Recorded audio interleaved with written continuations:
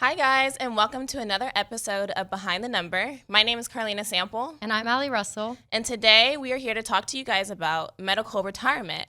Today, as our special guest, we have a former teammate and great friend, Laney Carroll, on with us today from the women's soccer team. We're so excited to do this interview, as you can see. So excited. I'm so giggly. We're so I excited can't stop. to have her on. So how are you doing today, Laney? Doing great. Super excited to be here and kind of just get my story out here. Yes, I'm so excited. I literally have been waiting for this moment for you to be here, and it's so exciting. And just like always, we are going to start with reading just a little bit about Laney and some of her accolades. Got to hype her up a little bit before we start. But Laney is from Redlands, California. She went to Redlands East Valley High School. She was a forward for the Texas A&M women's soccer team. Finished her redshirt sophomore season this past fall and is a senior academically and will be graduating in May with a degree in general studies. Yay, congratulations. Allied Health, actually. Allied- they oh, never did- corrected oh. it on the website. Well, Allied I feel like I should have Health. known that. Allied So let Health. me That's okay. scratch that. Graduating in May with a degree in Allied Health. There we go. And then she was the all-freshman SEC team in 2020, the top DrawerSoccer.com freshman top 100 in 2020 to 2021, the fall SEC academic honor roll in 2021 and 2022.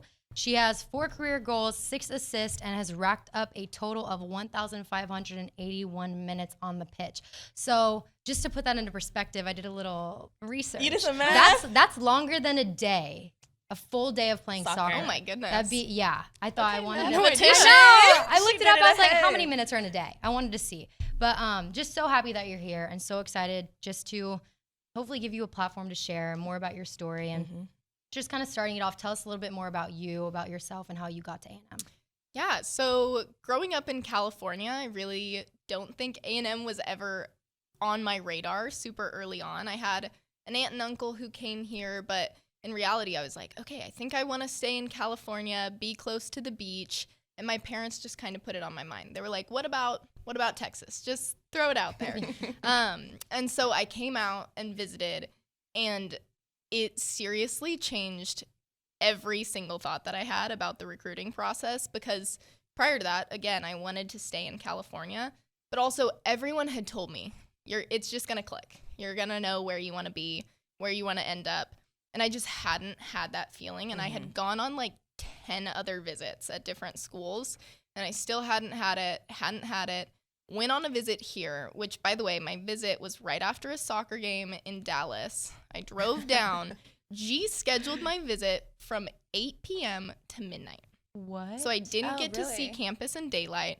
I just knew I loved it. And then he was like, we've got to get you back. I don't even think I I didn't knew know that. either. No. So you only here for No. the night. Yeah. So And then you drove back to wow. Dallas? I drove back to San Antonio, flew out the next day, and they were like, we've got to get you back out here.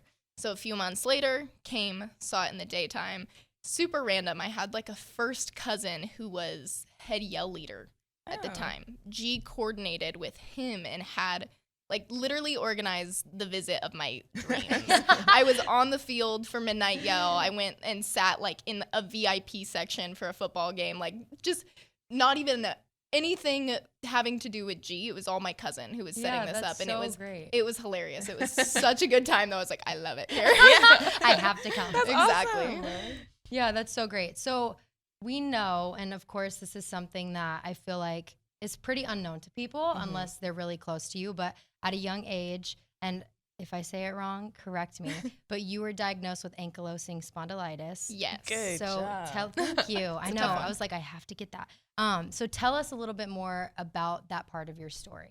Definitely. So when I was 15, well, actually, when I was 14, I started having a lot of pain while I was trying to play soccer.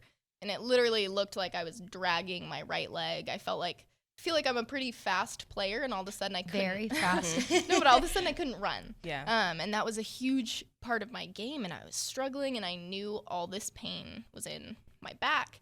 And we saw every doctor we could. I tried everything. It was a year-long process to get diagnosed because it's a pretty rare disease. And will you tell people what What it That's is. Yes. disease is? So essentially, my spine was fusing together.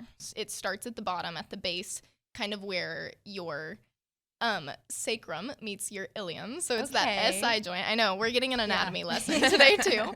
But so basically my spine had started to fuse together. In the process, all of the muscles around your spine loosen. So I would have ribs pop out. I was having discs that were starting to slip. And so when I started getting like x-rays and MRIs, they were like, well, yeah, like no wonder you're in pain. You've got discs that are out of place. You've got ribs that are popped out, but like none of it makes sense. Like none of it strings together. We don't know why you have problems in your upper back and your lower back. And it wasn't until I got an MRI with contrast from a rheumatologist, and she was like, boom, your spine is fusing. And so when I was 15, I got officially diagnosed, started medication that very same day. And it's tough. The medications that I take, I'm on Humira and methotrexate. And methotrexate is essentially concentrated low-dose chemotherapy, which it's been tough and really challenging to try and continue to play. So it was a year to be diagnosed, and then it was probably like a 6-month process in order for me to get back on the field again. But it was harder. All of a sudden, I was like, ooh, I'm staying sore for longer because I was immunocompromised. Ooh, I'm getting sick a lot. Ooh, my body hurts a lot and things like that. But my back was doing so much better. So seriously, all of it kind of got swept to the side because I was like, hey, if my back's okay, like I can do this. I can actually play and do what I love. And that was pretty much the start of that process for me. Wow. That's just a lot. And I feel like it's different for us to understand what you're saying because we've kind of seen you try to fight it and deal with it. And so kind of what are some more difficulties that you've had to face because of ankylosing spondylitis? Yes, okay, yes. I want to make sure I'm saying it right. I don't want to say it wrong. No, you got it. But what are some, for viewers to explain, because I feel like I said earlier, they don't know you as well as we've known you. What are some other difficulties maybe and different elements of your life that you've had to face since the diagnosis? I mean, there are tons. So for the first 2 years, pretty much, that I had gotten the diagnosis, so like 15 to 17 years old, I was put on a really strict paleo diet.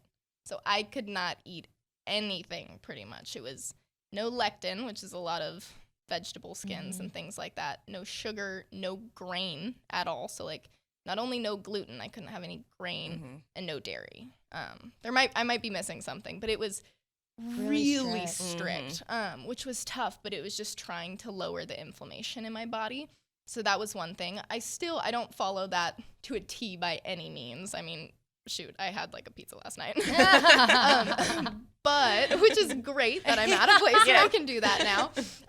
But it was really hard, and I've had to continue to be like, okay, if I have a soccer game tomorrow and foods are really inflammatory for me, I have to try and avoid some of those. So it can be hard to carb load before a game to have all this energy because I'm like, well, I know grain is also inflammatory. So it's finding a balance. So diet was definitely one of those things.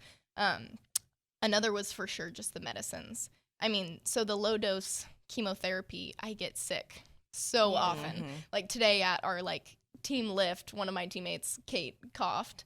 And I pretty much had to like isolate myself because I just didn't, even though I don't think she's even sick, but I just have to be careful with those things.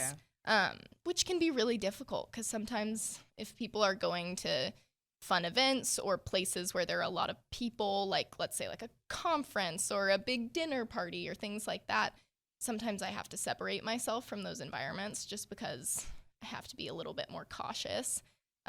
Especially, I mean, shoot, the pandemic, I remember coming in with the team and I had to tell the team like, hey, I don't know what it would look like if I got this. So if you need a reason to be cautious, like, please just think of me, that type of thing, which was so hard because it felt really selfish. It was not selfish. No, it wasn't selfish, but we just, understand, It was tough. And then I think the other thing would just be soreness and little injuries because healing takes longer for everything. And I think that's something that we often fail to remember is that anything, like if I get a cut on my finger, it'll stay for a whole lot longer than it used to. Or if I hurt my ankle, that's there for a lot longer. But I also think that in a good way, I think my pain tolerance has changed a lot. just because if I'm like, well, okay, maybe I rolled my ankle, but I'm like, well, it's not my back. So I can play through this. Yeah. I can do this. Change of perspective. Absolutely. Yeah. But I think those were probably my biggest struggles. Yeah. Yeah. And obviously we have, again, I feel like we're like really, Yeah. Carl and I have this different knowledge, Yeah. but it's been something that I feel like playing alongside you has been so life-changing for people like us too, because we firsthand have experienced you once a week when you do have to take your Humira, how it affects you that week. And you have mentally and physically so much strength. What was that like for you in times, I'm sure, where you were hurting, you felt weakness, whether that be physically or emotionally? What were some of the things that shifted for you? Like at what point, or even if it's at a point, like how did you kind of build up that emotional and physical strength when facing those weeks that were hard or things like that? Well, I'm going to be so honest. I really feel as though I don't try to think of it as something that is holding me back or as a struggle that I face. It has just become ingrained in who I am, and I can't change it. So I choose to not see it as a struggle. I just choose. I love It's that. something that I Yes. it's I like something that that a I lot. So something that I good. do. So Yeah. in reality, like if there are those hard days, I mean, for me, it really has been a change of perspective, but like life is so good outside of those like little bad days and things like that. So if I'm ever struggling, I'm like, okay, well, I'm going to do something that I love later. And maybe today is a low energy day because I've had my chemo meds. So you know what? Maybe I go home, I sit, make tea, and I read a book. Like, and that's something that brings me peace. I think really the biggest mental struggle is trying to explain to other people. Yeah. So maybe if I do have to say no to plans or something along those lines, and I have to kind of explain myself, that's when I really feel like, oh, I actually emotionally feel like I do have something wrong with me. But in reality, I think the majority of the time I don't feel like that. So I feel as though in order to get over it emotionally, typically I'll just try to do something that I love and remind myself like, hey, even though I may have this and it may be a part of my life is so much bigger than this, and it encompasses so many good and positive things that I really am not overwhelmed by it. You are so that she said amazing. that. I could literally, if any viewer watching this is not cheesing so Literally, big I right was now, just like, oh my gosh. you are like, going to have so many Oh, fans and yes. people who are supporting you and Stop, loving so you sweet. because of who you are. Yes. Especially Especially for me, because I feel like I appreciate you saying that, because I know when I first met you and you came in, like your freshman year was COVID, right? When you first came in. So I understood like when you told the team, like, I was so yes, nervous. I know. And I remember talking to you after like you were like, sorry guys. Like, I was like, no, don't say sorry. Yeah, It's not nothing your to fault. It's out of apologize your for. control. And I feel like since then I have personally, I'm only speaking for myself. Whenever I hear about you going through anything or any challenges, I would always try and make sure you didn't feel bad, or like make sure people so were sweet. around you, like making sure that they understood. It's like she would want to be here if she could. It's out of your control. Well, I felt like both of you guys were such big advocates for me too if I was having a day where I was struggling. So I but it also appreciate just that. like you also just made me minimize like whatever things I was complaining about. I agree. It would just think back like, okay, if Laney 100%. is doing all this while she's fighting her back and going through all this stuff, like change of perspective. yes, like Carlina, nip it in the 1000%. bud and show up for your team, because Yes. it's just, If bigger I'm than having you. a day where I show up to practice and I'm like, oh, I don't want to be here. I'm like, but I'm lucky to be here. and Yes, I'm like let me lucky to feel appreciate good. that Let I'm me healthy appreciate and that. this and can. I think is probably one of my biggest perspective changes is just, okay, it is a privilege for me to be able to show up. And that has been, honestly, it still is a challenge, because some days I show up at lift, and I know I'm transitioning kind of out of that, but some days I'll show up at 6:30 a.m. lift, and I'm like, ooh, it is rough to be grateful. But then it's a little bit of a perspective shift, like, you know what? I am able to be here. But also, I don't want to invalidate anyone else's experience too, because everyone's struggles are different, and it is so unfair to me, or for me to be like, oh, well, you don't have ankylosing spondylitis. You know, like, that would be such a sad way to live. Yeah. It would really be super selfish. So I feel like I don't ever try to think like that, because I think that would also make me feel overwhelmed with this condition that I have too. But again, like, if you guys do ever have anything like that, like, I wouldn't want you to feel invalidated by it at all. And two, I want to ask a question before commercial, just so we kind of get a bit more background on you and your time here. So kind of explain to people what the process was like for you redshirting sophomore year and then making the decision to come back and play.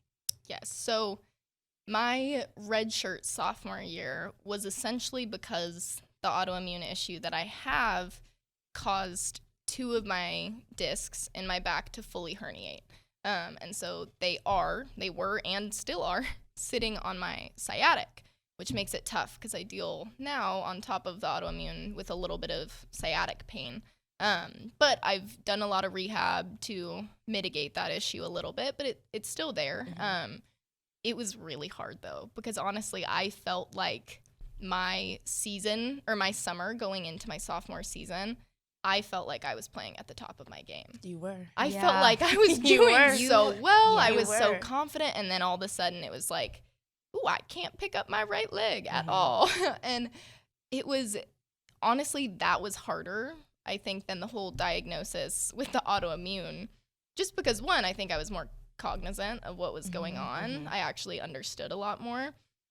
But 2, I felt like I had gotten myself to a place where I was pretty good, and then had this injury, like, thrown on top of that, which it was really challenging. So having to decide to do that was definitely really tough, but I don't think it was ever a question of, okay, can I try for next season? I think for me, it was almost like, I mean, the doctors at the time were telling me, like, Laney, we don't know if you should continue to play. It wasn't like I was going to hurt myself anymore. And this was something that I didn't say earlier, but my doctor that diagnosed me with ankylosing spondylitis told me I would not make it to the college level to play because it was going to be. Oh, when you were younger. Yes. And when I was 15, I was like, girl, I had just committed, and I was like, there's no way. Like, I will continue to play. And so I think it was a similar type of thing for me where this doctor said this, where he was like, hey, you've got this condition. Now you've got these discs. Like, I think we need to take a step back. And for me at the time, I was like, you're wrong. Like, I'm going to keep trying. So I don't think it was really ever a question of, okay, will I have to choose to come back? It was just, I will come back. And it was more of just an automatic for me. Yes. I remember conversations with you too, where it was like you were so determined and wanted to give everything that you have. And I feel like that deserves so much appreciation from people like us too, who are on the outside and we're your teammates, and we can look at you and be like, this girl is going through everything to get back. And I just feel like you have been such an inspiration, and more of an inspiration than you probably could ever imagine. And it's with things like that, like looking at you and being like, she is moving, like she is climbing to the top of mountains to get back. So sweet. And I just I admire you. Every time you talk, every time you speak about it, I'm so like, wow, you just put me in awe every single time. Yeah, I was gonna say, I remember that too. Just as not like, it wasn't, not that we only saw it, but you could see it in the way you played as well. Yeah. Just like your gratefulness and just your passion and everything. You did have a great season. I remember like talking to you, I was like, Laney went crazy that game. Like, Laney had an awesome game or whatever. She scored the winning PK against OSU. Yes. That took us to the Elite Eight. Yes. So sweet. I blacked out during that moment. You're like, I don't remember. So special. No, but yeah, definitely, even though your career's physically over, I know you left the team with a culture impact for sure. Just outlook on life and soulful. So, okay, this has been so great. Okay, we're going to just take a quick break right now to hear from our sponsors. And when we come back, we're going to hear more from Laney and where she is today.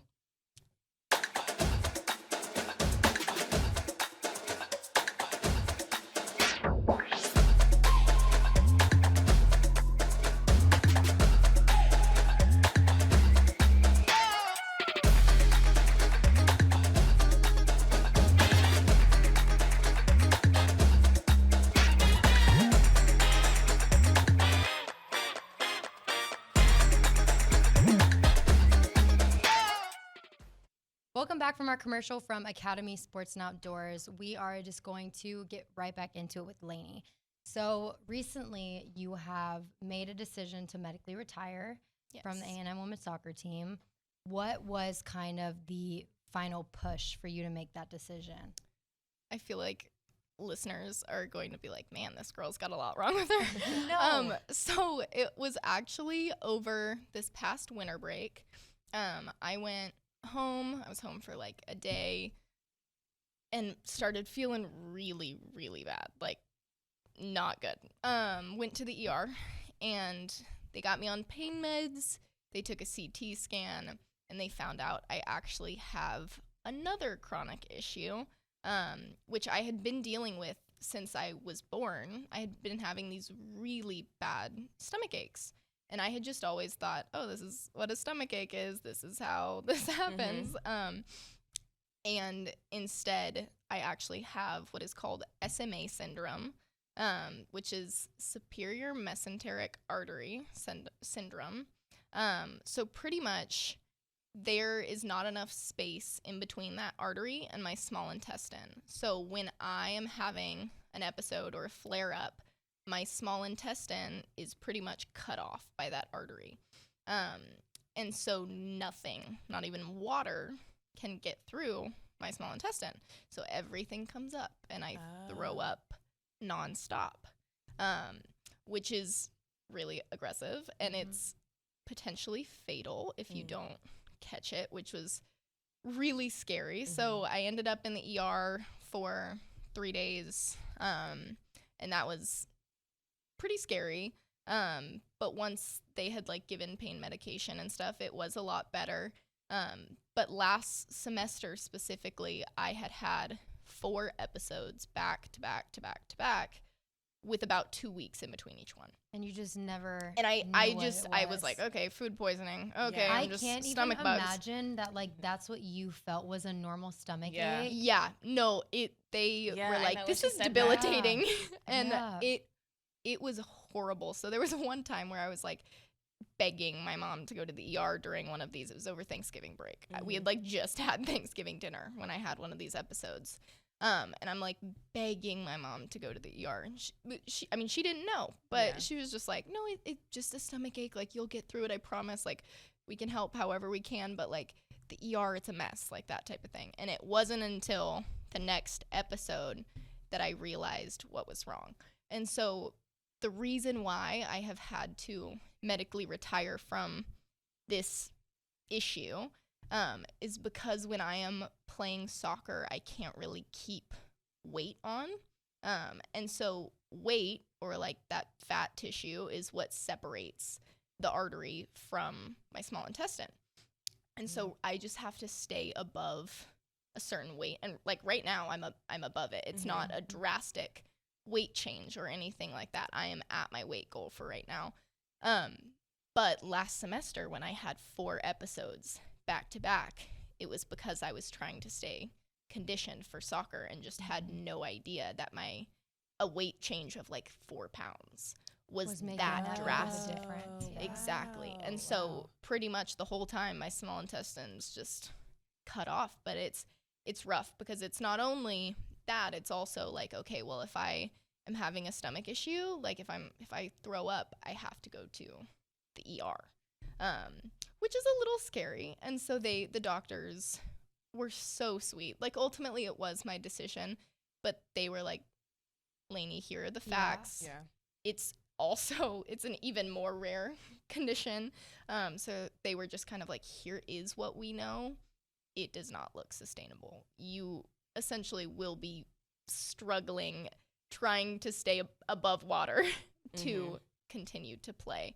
And it was already kind of difficult. I mean, my last season, this past fall, it was tough. I was struggling to get through a whole practice. There were days where I couldn't. And the coaches were so good, so good. And they would manage me and be like, hey, we're going to take you out of this. We know you might feel good, but like, we want you to be able to play in a game, which was so good. But it was also so mentally challenging because I was sitting there like, well, if I can't even make it through a practice, how could I expect to make it through a game, a Yeah. whole season. Yeah.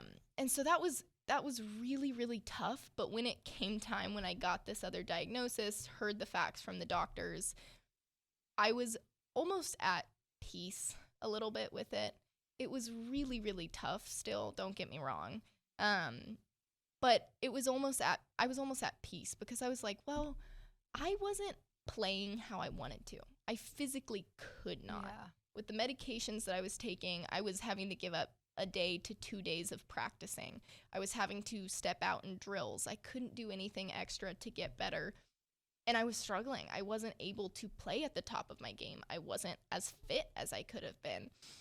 And that was really difficult to know I had this potential that I could hit and to not physically be able to hit it. And so I think for me, when this diagnosis came, it was like, well, you know what? I think I have a lot of potential in other things in life that I can try to hit, whether it's literally just spending time with friends and having these quality relationships, or whether it's school or career or anything like that. I think I have this potential. And now that this time has come where I had to make this decision, it's okay, how can I translate that same give everything energy over into these other aspects of my life?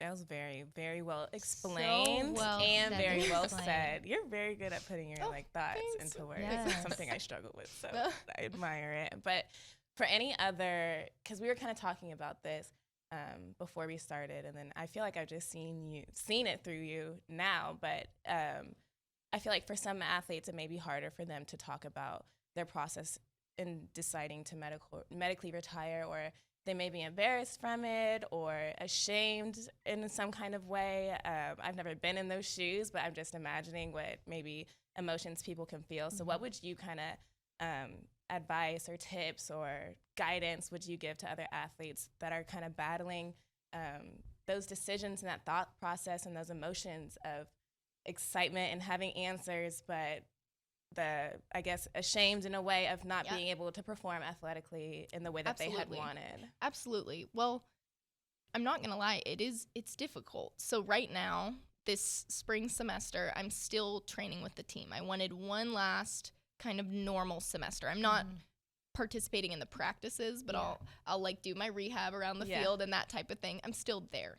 I think the biggest shift, and I'm starting to shift mentally with it, is going to be honestly not having that title, because I think we as a team talk a lot about identity, and sometimes it's hard to kind of, it feels like almost take that away. It's not, oh, hey, I'm Laney, I play soccer at Texas A&M.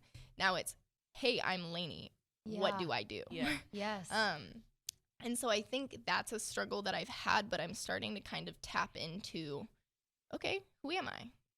What else do I like? Yes. And so I think one big tip would just be find things you love. And it doesn't matter if they're like weird or little niche hobbies. Like for me, I really love like going on long walks. I love hikes. I like watercoloring.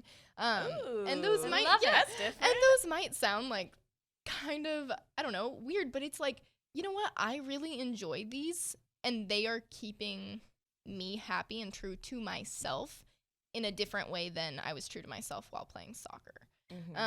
And so I think that would honestly probably be my biggest tip, is to try and recognize that your identity can lay in other things. It's not all. I know you go, girl. I love that. So I think that's just a process and I'm still going through it. Again, it's so much easier said than done, because there are still days where I'm like, oh my gosh, I don't get to play soccer anymore. And it's hard, especially, I mean, sitting in like team film sessions, I'm sitting there and I'm like, wow, I am really never personally going to reap these benefits again, which can be really challenging to understand and to really let sit. But I think I have really started to try and find where my identity can really be itself in other ways. And I think that's probably the biggest tip that I have, because like you said, with the whole word of ashamed, I mean, honestly, it's true. I was almost embarrassed that I couldn't play at that level. And it's hard because sometimes you'd like almost want to tell people you'd like have a bad game and you'd be like, oh, well, yeah, my back hurts or something. And it can't be like that, you know? Like, that is really tough on you mentally. And I feel like that was a little bit of that piece that came with me being able to medically retire, is I don't have to explain myself anymore. Yeah. I don't have to explain myself. Now I can really find out who I am outside of soccer and beyond that. But I can still, like, I still am associated with soccer. My role will probably change. I'll probably still be around the team. I mean, I want a senior day. I want to be there. And also, like, I'm coaching in town and locally, and I love it. I'm getting to kind of give back something that meant so much to me. And I get to kind of see these kids grow to love the game, and it's so exciting. So, like, soccer is still a huge part of me, but it is not me anymore. Ma'am. And I think that's my biggest piece of advice. I love you to death. Like, you have a way of making people just feel so uplifted. Like, in even the smallest moments in speaking to you, the way that you present yourself, the way that you speak, the way that you physically just, like, exuberate this joy and happiness is so exciting. I know, I feel like every time, I always have something with the microphone. I feel like every time you talk, I'm just over here like, Jesus. Oh, you're so big. I second that. But with that, and like talking about how much of an inspiration you are, how much you're able to empathize and sympathize with people. We know that there is another athlete here at A&M who has been diagnosed also with dang it. You got it. Ankylosing spondylitis. Say it with me. So yeah, say it with me. Say it louder. But tell us a little bit about that and how now you've kind of been able to step into a different role a little bit and be a support system to that person and having kind of an understanding of what that process is like. Yeah, for sure. Which is crazy also because of how rare it is. It is crazy. When we found out, we were like, we are some statistical anomaly here. This is insane. But I know her process was really similar to mine. She went for about a year undiagnosed where doctors were telling her, you're crazy, there's nothing wrong with you. And now that she has answers, it was funny because I kept telling her, hey, this sounds like what I have. This sounds like what I'm struggling with. Maybe you should go see a rheumatologist. And finally she did. She got her answers. And now I feel like I've kind of been able to almost step into this big sister role a little bit, which is really nice. I mean, it kind of stinks under the circumstances, but it's really, I feel like I wish that I had someone that was there for me. But I got through it. It was hard, but I got through it, and I did have a support system, which was nice.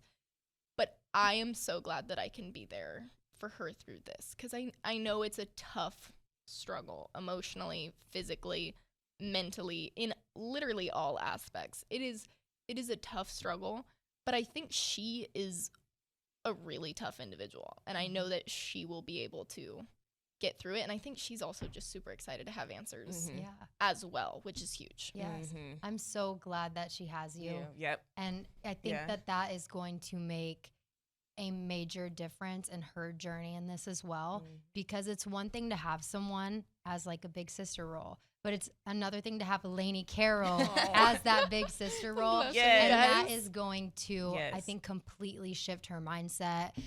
The way that she is going to go into tackling this adversity, I think that having you is going to be huge. And that's a big, big blessing. I hope so.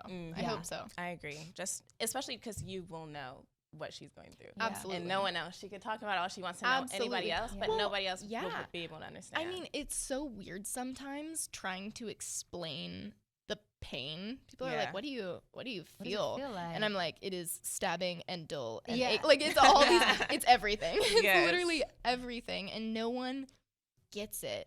But she does. And so, I mean, it's not only me being in that big sister role, it's, now we can chit chat about it. Like, now someone nice for you too. Understand. I feel like that potentially could be helping with the both of y'all coping. Hands down. Hands down.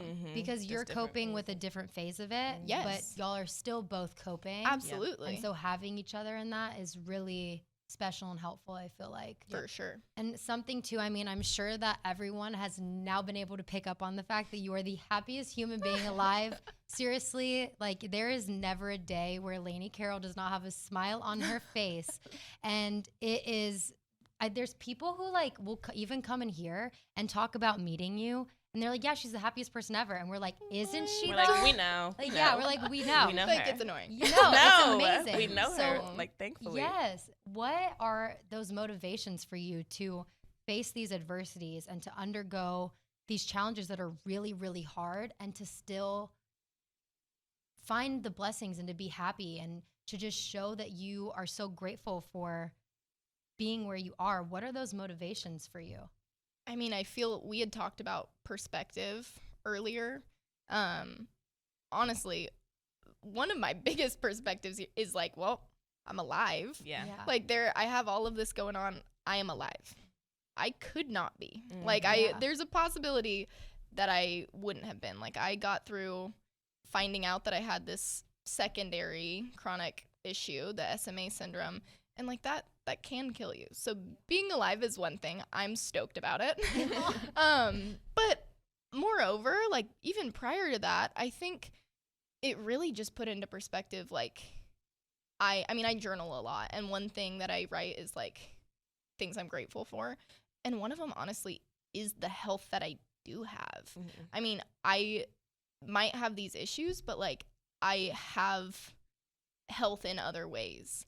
And I'm able to work out still. And I'm so grateful for that. Like every day that I get to work out, I'm grateful for. Every time I get to see these people that have been so supportive for me, I am grateful for. But it's more than that. I think I'm just really happy to be doing what I love, even though it might look different with people that I love. Mhm. And so I feel like, what's there not to be happy about? Aw. I don't know. I love just- I it. know. That's such a good outlook on just like everything I feel like that you've been through and just your whole past. And just to get into more forward and future thinking, like what are some of those new hobbies that you've picked up, or do you have any like future goals that you're working towards now? Well, I'm hoping to do grad school. I just recently got into the School of Public Health's master's program. Congratulations. Thank you. So for occupational safety and health. And I specifically chose that because in an occupational, so like a work setting, it's like everyone's daily life. And I recognize, okay, if I'm a 21-year-old girl who is in pain, I bet a lot of other people are, especially in a workplace setting. Like they're doing everyday things. They might be dealing with everyday pain, or they might in the future. So it's how can we fix that? How can we tackle that early? How can I make a difference in people's daily lives? Mhm. And so I'm not exactly sure what I want to do career-wise Right. with that yet, but I'm excited to try and make an impact in whatever way possible. And I think as for hobbies, I have been walking so much, you guys. Yeah. I love it. I love it. One, it's low impact, but two, I just love getting outside, being active, doing whatever I can. So I love walking, I love jogging. I like yoga and Pilates. Ooh, okay, Pilates. Those I'm are trying to good think. ones. Yeah, Show me. seriously. Trying to think of some other ones. Like I had mentioned, watercoloring, Watercolor, yeah. journaling. I have read so much, you guys. I've really been enjoying that. I need to read more. And you like going to Coffee. the park? I do. I love going to the park. I love Yes. coffee. Coffee. Shout out Harvest. But no, I really do just enjoy getting to do little things that put a smile on my face. So, and right now having a little bit more time, and I think especially next semester having a lot more time, once I kind of shift my role with the soccer team, still be there, but shift my role, Mhm. I think I'll get to do a lot more of that and kind of figure out more specifics. Mm-hmm. And just more about yourself. I feel like that's something that I've learned in this transition phase without Mhm. soccer. But just to follow up with that, something we always ask our guests, we kind of give you a little warning about I it. got a heads up. Thankfully. A little heads up to Preparation think. time. I know. If you could put your experience thus far into a tagline, cheesy or non-cheesy, whatever you want, what would it be? So thankfully, you guys did prep me for this because if you would have asked me on the spot, nothing would have I know. nothing We would did have come that to one mind. time. Yeah, and we I did, felt and we so felt bad bad. because we were Oh, like, gosh. oh, But it she took came up us with a this long fast. time. Yeah. Yeah. But something that has really been on my mind, I've actually thought about maybe getting a tattoo of it just because I would love a constant reminder of this, is really just you are right where you should be. Despite every challenge, everything that has happened, you are right where you are meant to be, and it got you here, and you're going to keep going. So basically, like, not only you're right where you should be, but also keep going. Yes. Love it. So I think that would be my line. Queen I love it. Laney. Give me the goosebumps. Give me the goosebumps. That's awesome. Yes, though. Laney, thank you so much for just being vulnerable and sharing your story and just showing everyone who you are, which is so much more than the adversities that you face, than being a soccer player. Thank The you. human being that you are is so unique. Like You're so you sweet. truly are one in a million or more Yes. than that. Like Yes. you Oh, are so amazing. sweet. And so I'm sure everyone has loved hearing your story, has loved you, and it has been so special to get to know a little bit more behind the amazing number 15, Laney Aw. Carroll. Thank you guys so much for tuning in today. And thank you to our sponsors, Academy Sports and Outdoors. We will see you guys next week.